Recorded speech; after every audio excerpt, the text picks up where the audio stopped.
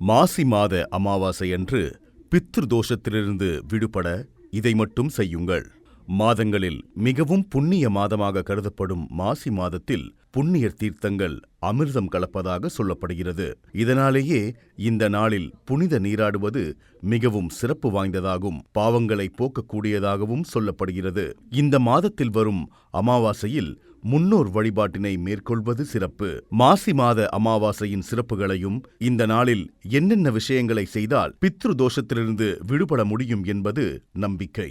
முன்னோர்களின் ஆசியை பெற்று தெய்வங்களின் அருளால் வாழ்க்கையில் அளவில்லாத மகிழ்ச்சியை பெறுவதற்கு ஏற்ற வழிபாட்டு நாளாக மாசி அமாவாசை கருதப்படுகிறது.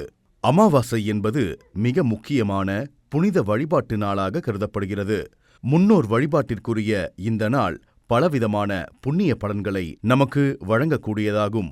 ஒவ்வொரு மாதமும் வரும் அமாவாசைக்கு ஒரு தனிச்சிறப்பு இருப்பதுண்டு. ஆனால் மாசி மாதத்தில் வரக்கூடிய அமாவாசை மிகவும் மகத்துவமானது.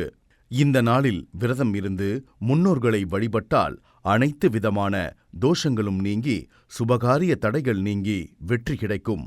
மாசி மாத அமாவாசை எந்த நட்சத்திரத்துடன் வருகிறது என்பதை பொறுத்து நாம் செய்யும் தர்ப்பணம், சிரார்த்தம், புனித நீராடல், முன்னோர் வழிபாடு, தான தர்மங்கள் ஆகியவற்றிற்கான பலன்கள் மாறுபடும்.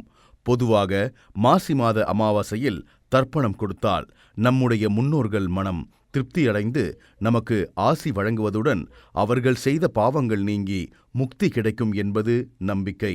இந்த ஆண்டு மாசி அமாவாசையானது பிப்ரவரி 27 வியாழக்கிழமை வருகிறது. அன்று காலை 9:02 மணிக்கு துவங்கி பிப்ரவரி 28 காலை 7:17 வரை அமாவாசை திதி உள்ளது. மாசி மாத அமாவாசையன்று விரதம் இருந்து முன்னோர்களை மனதார நினைத்து வழிபட வேண்டும். மேலும் நம்மால் முடிந்த அளவிற்கு தானம் செய்வதால் முன்னோர்களின் ஆத்மா சாந்தியடையச் செய்யும்.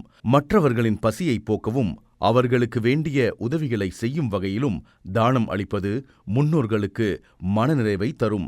இதனால் நமக்கு நிறைவான வாழ்க்கை அமையும் என்பது பல ஆண்டுகளாக நம் முன்னோர்களின் நம்பிக்கையாக இருந்து வருகிறது.